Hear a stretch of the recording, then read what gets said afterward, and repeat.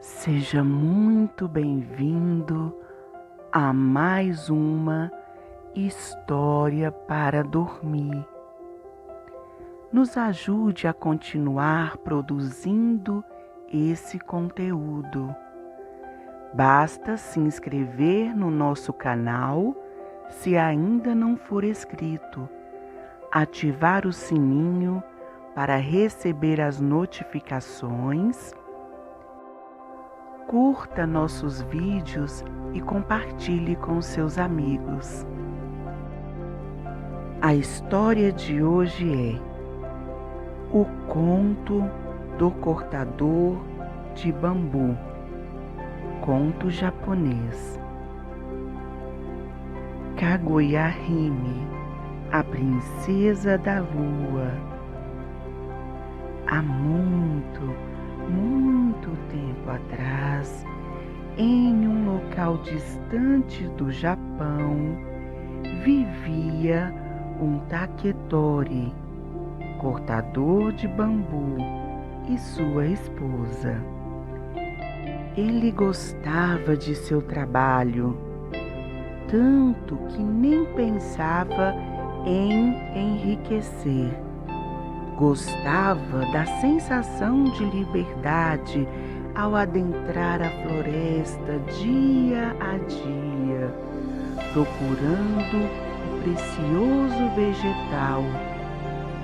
Preferia permanecer pobre e livre, fazendo o que gostava, do que trabalhar nas plantações ou em algum outro serviço onde poderia ganhar mais dinheiro, mas teria que obedecer às regras, horários e supervisores. Dia, enquanto desbravava a floresta à procura de bambu, ele viu uma estranha e brilhante luz. Era algo incomum, mas ele não se amedrontou. Na verdade, ele se sentiu atraído por ela, que emanava uma sensação de paz. Curioso, seguiu sua intuição e foi rumo à claridade, que vinha de uma moita de bambu escondida entre os pinheiros.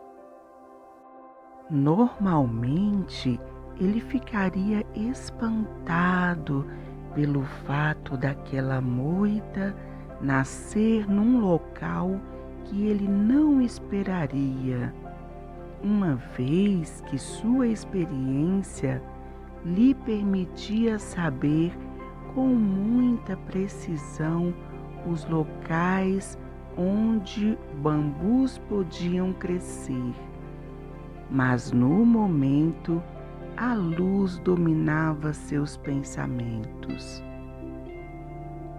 O brilho parecia irradiar de dentro de um ramo fino de uma das moitas maiores. Movido por uma força irresistível e inexplicável, o homem caminhou até o bambu e, num golpe de seu machado, o decepou pela metade. Era uma dádiva dos deuses, ele pensou. Uma linda menininha, um bebê em miniatura, de cerca de 10 centímetros de comprimento, estava acomodada no caule do bambu. Ela não se assustara, na verdade, ria e transbordava de alegria. Ele a tomou na palma da mão e deixou a floresta rumo à sua casa. Ansioso por mostrar seu achado à sua esposa. Sua companheira ficou tão fascinada quanto ele pela beleza da menininha e considerou também como sendo uma dádiva divina, deixando cair lágrimas de emoção. Ela tomou a criança de seu marido, que com sua falta de jeito tentava segurar a menina como um saco de arroz, e a acomodou confortavelmente em seu colo, pensando no que deveria fazer, e concordaram que deviam criá-la como uma filha. No dia seguinte, o Taquitori voltou ao local onde achara a criança. Talvez encontrasse outra, mas nada mais havia, nem a luz, nem o bambu e nem sequer aquela misteriosa moita. Também não havia sinal de que alguém a houvesse extraído. As únicas pegadas e marcas humanas eram as dele. Misterioso, ele pensou. Mas o mais incrível ainda foi quando, ao vasculhar o chão, achou uma pequena pepita de ouro. Ele a recolheu e de repente viu mais uma, e outra, e outra. Colheu várias pequenas pedras de ouro, até por fim recolher a última, a maior de todas. Como o homem não era ambicioso, apenas pensava, ao voltar para casa, que com sua sacola cheia de ouro, agora podiam criar a menina adequadamente. Sua esposa e ele ficaram eufóricos e no dia seguinte ele voltou ao mesmo local, onde, sem saber muito o que esperava, achou mais pedrinhas de ouro de vários tamanhos. Em apenas 2 dias, com a riqueza que achara na floresta, ele se tornou o homem mais rico daquela parte do país. O casal decidiu chamar a menina de Kaguya Hime. Hime significa princesa. Ela cresceu tão rápido quanto um bambu brota do solo, e em apenas 3 meses ela já era uma jovem e linda mulher. Sua beleza era tão radiante que seu corpo chegava a brilhar, e sua simples presença era capaz de transmitir paz, saúde e alegria. Mesmo seus pais tendo muito cuidado com ela, sempre resguardando-a à sua própria casa, as poucas pessoas que a avistaram fizeram sua fama correr longe, e logo 5 príncipes chegaram à casa do riquíssimo cortador de bambu para cortejar a dama. Os 5 não eram príncipes comuns. Por semanas, a fama de Kaguya Hime atraiu muitos pretendentes e houve na cidade muitos duelos e violência até que a razão prevalecesse e se instituísse competições seletivas. Esses príncipes eram vencedores de uma série de provas, tendo mostrado sua coragem, capacidade, graça e inteligência. Foram selecionados entre centenas de pretendentes.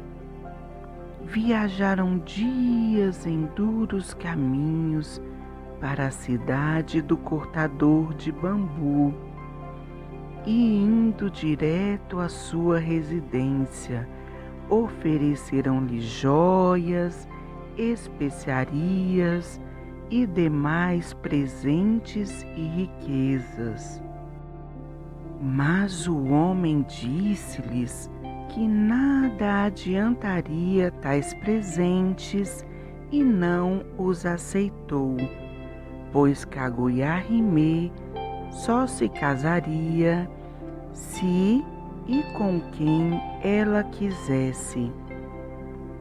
Embora a princesa não quisesse se casar, os príncipes aceitaram isto como mais um desafio e permaneceram persistentes em frente à sua casa, até que ela se dignasse a vê-los. Passou-se o verão e o outono, e os príncipes não desistiram de seu intento. Suportaram firmemente a espera, desafiando os elementos da natureza: frio, calor, chuvas, vento e insetos. Kaguya-hime era inflexível e não seria vencida por essas demonstrações de persistência. Mas o pai da moça, apesar de compartilhar de seu desejo de que não se casasse, apiedou-se dos príncipes. O velho e rico casal também não queria o casamento da princesa, pois temia a solidão caso ela fosse embora. Mas com a firmeza de propósito dos 5 príncipes, o Taketori temia que o resultado fosse a morte de um ou mais deles, devido à aproximação do inverno, e com esse argumento convenceu a filha que o melhor meio de dispensá-los seria conceder-lhes uma audiência e apresentar-lhes uma recusa formal. A princesa aceitou apenas devido ao desejo e humanitarismo do pai, pois não queria sequer ver nenhum dos príncipes, e estabeleceu então entrevistá-los em separado, atribuindo a cada um deles um desafio extremamente difícil, na tentativa de dispensá-los definitivamente. Ao primeiro príncipe, incumbiu de trazer um vaso especial, escondido numa montanha do continente asiático, que pertencera ao próprio Buda. Ao segundo, que viajasse até o Monte Horai, no extremo leste, e trouxesse um ramo de uma árvore do pico da montanha. que não era uma árvore comum, pois seu tronco era de ouro, os galhos de prata e suas frutas de pedras preciosas. O terceiro deveria viajar até a China e trazer a pele do rato de fogo, que tinha propriedades mágicas e era insensível ao calor. O quarto teria que obter uma joia que refletia 5 cores, de acordo com a luz que recebesse, mas estava em poder de um dragão que devorava qualquer um que o perturbasse. O quinto deveria achar um pássaro que tinha no estômago uma concha especial. O pai da princesa observou cuidadosamente cada um dos príncipes e percebeu que, embora todos tenham sentido desagrado devido à enorme dificuldade dos desafios, não demonstraram fraqueza, aceitando-o e jurando cumpri-lo.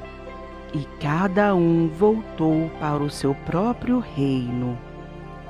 O primeiro príncipe sabia das dificuldades que encontraria ao viajar para o continente, para a terra do Buda. Procurar a vasilha de cerâmica em inúmeras montanhas, correr vários riscos em território desconhecido. E mesmo que encontrasse o artefato, o que já lhe parecia impossível, como seria possível convencer o proprietário a entregá-lo? Não seria muito caro? Ou exigiria mais que dinheiro?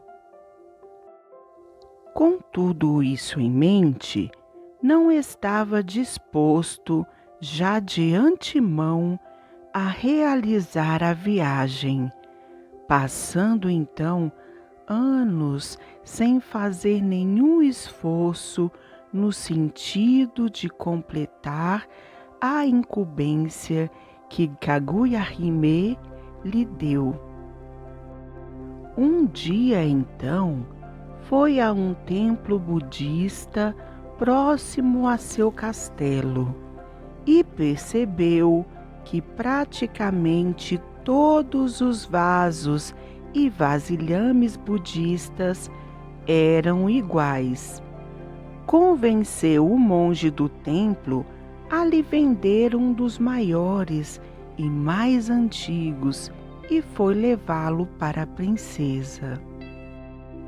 O Taketori o examinou primeiro, ficando impressionado com a rapidez com que ele cumprira a missão, e levou o artefato para sua princesa.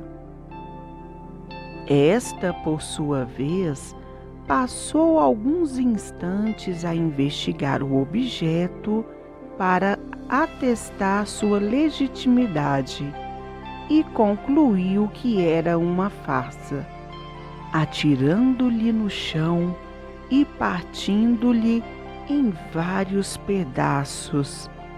Recusando-se a ver o príncipe, ordenou que um dos criados o entregasse os pedaços como sinal de desaprovação. Consciente de sua mentira, o príncipe não disse uma só palavra. Recolheu os cacos e partiu. O segundo príncipe também reconheceu a futilidade do desejo da princesa e não se dispôs a arriscar a própria vida e desprender recursos para viajar para o leste. Decidiu então promover outra fraude, mas no seu caso, bem mais elaborada. Contratou os melhores joalheiros e artesãos do seu reino e de vários outros, dando-lhes a tarefa de produzir uma falsificação do ramo da árvore de ouro que a princesa queria. A tarefa consumiu muitos anos, mas por fim, ao ficar pronto, era tão perfeita e bela que poderia iludir qualquer um. O cortador de bambu ficou impressionado, prestando todo respeito e reverência ao príncipe. Mesmo a princesa não foi capaz de detectar a fraude. Tamanha foi a perícia dos artífices, e o príncipe estava prestes a conquistar seu objetivo. Mas um mensageiro veio até a casa da princesa, procurando o príncipe para lhe entregar uma mensagem. O cortador de bambu, anfitrião prestativo, se dispôs a lê-la, e era uma nota de cobrança dos joalheiros de uma certa província, que reclamavam ainda não ter recebido o pagamento pela construção do ramo. Assim, a fraude foi desmascarada e o segundo príncipe foi também desclassificado. O terceiro príncipe, assim como os outros, não se prontificou a empenhar uma jornada em busca da relíquia exigida pela princesa, mas sim contratou um capitão para que em seu navio e tripulação procurassem para ele. Sabiamente, pagou metade adiantado e pagaria o restante apenas quando estivesse de posse da pele do rato de fogo. Após anos, o capitão voltou com a encomenda. Narrou ao príncipe as incríveis dificuldades de sua jornada, dos terríveis vilões e monstros que ele e sua tripulação enfrentaram, e que muitos de seus homens pereceram durante a jornada. O príncipe pagou o restante com acréscimo para compensar a família dos homens que morreram. O Taquitori, que já enfrentara 2 tentativas de enganação, recebeu o príncipe em alerta, não querendo ser tripudiado pela terceira vez.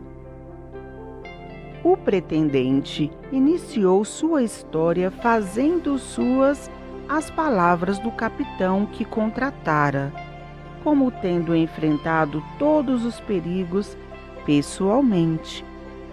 Mas o pai apenas quis ver e testar a pele do rato de fogo. Ele o colocou num pequeno incinerador e o incendiou. Ela deveria ser insensível às chamas, mas não foi o que aconteceu. Queimou rapidamente, sendo destruída e exalando um péssimo odor. O príncipe ficou revoltado e deixou escapar numa exclamação sua revolta contra o capitão que o havia enganado, deixando claro que não fora sequer ele que tinha empreendido a jornada. Com isso, o terceiro pretendente foi também eliminado. O quarto príncipe estava muito preocupado com o seu reino para despender uma jornada em busca da joia multicolorida que estava em posse de um dragão do mar. Ele temia que sua ausência prolongada agravasse os problemas de seu país e que, se morresse na empreitada, seu reino entraria em colapso. Então, enviou alguns de seus súditos que garantiam serem capazes de realizar a missão. Ele os proveu com muitos recursos e dinheiro e esperou durante anos. Mas esses súditos também não foram, como no caso do terceiro príncipe, devidamente honestos. Não queriam arriscar suas vidas contra um monstro que provavelmente os mataria e gastaram todo o dinheiro com farras. Percebendo-se enganado, o príncipe ficou furioso, mas o desafio o subiu à cabeça e ele afirmou que se alguém tivesse que matar o dragão, teria que ser ele mesmo. Então, por fim, partiu na jornada. Com seu navio e seu capitão, navegou por locais onde havia relatos de um terrível dragão que destruía as embarcações, desafiando o medo de sua tripulação e do próprio capitão, mas prosseguindo corajosamente. Um dia, uma terrível tempestade atingiu seu navio, destruindo-o e lançando-os como náufragos durante anos pelas ilhas dos mares. Muitos marinheiros afirmaram ter visto o dragão na tempestade, mas quer fosse verdade ou não, durante esse período, o príncipe reconsiderou seus sentimentos por Kaguya-hime, considerando um ultraje que ela o incumbisse de uma missão tão improvável e tão arriscada, que poderia pôr fim à sua vida e à segurança e ordem de seu país. Achou que a princesa não era tão digna de sua admiração e passou a desgostá-la. O quinto príncipe, ao contrário dos outros, desde o princípio assumiu plenamente o desafio, percorrendo o mundo em busca do pássaro que possuía uma concha na barriga. Muitas aves morreram nas suas tentativas de encontrar o objeto em seu ventre. Ele desenvolveu vários métodos de localizar, capturar e examinar os pássaros, mas após muitos anos concluiu que a missão era impossível. O príncipe então admitiu seu fracasso e, em carta, enviou suas desculpas à princesa, declarando-se incapaz de cumprir seu desafio e lamentando. A princesa lhe foi tão compreensiva e aceitou suas apologias. Com a falha de todos os 5 príncipes, Kaguya-hime, Itakitori e sua esposa viveram tranquilos e felizes por uns anos, como uma família unida. Mas as histórias sobre os feitos e falhas dos príncipes percorreram todo o Japão e chegaram aos ouvidos do imperador. Este ficou tão curioso e fascinado pelos relatos sobre a beleza da princesa e se interessou em conhecê-la, enviando até seu pai então um convite para que comparecessem à sede imperial. Mas mesmo o convite do imperador foi rejeitado pela jovem, o que o irritou e o fez enviar então uma ordem convocativa. Temendo o imperador, o cortador de bambu aconselhou a filha que obedecesse, mas ela surpreendeu a todos mais uma vez, declarando que não obedeceria à ordem e que nem poderia, pois, se afastasse da casa, iria dissolver-se em fumaça e desaparecer. Dessa vez, o imperador não se enfureceu devido à justificativa, mas ficou ainda mais interessado.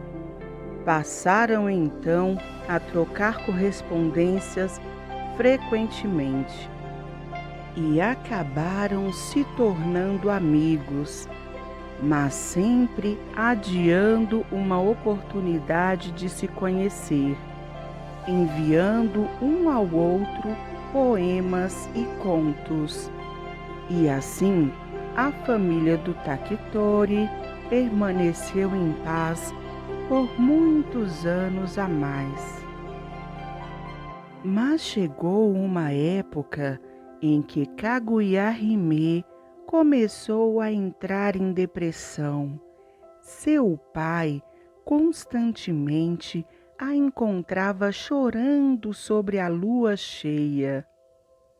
No princípio, hesitaram em perguntar, mas como a situação se agravava cada vez mais, insistiram numa explicação. Chorando, ela lhes contou então que não era deste mundo, era, na verdade, da lua. Fora enviada para ser a filha do casal por um motivo que ela ainda não conhecia, mas não seria para sempre.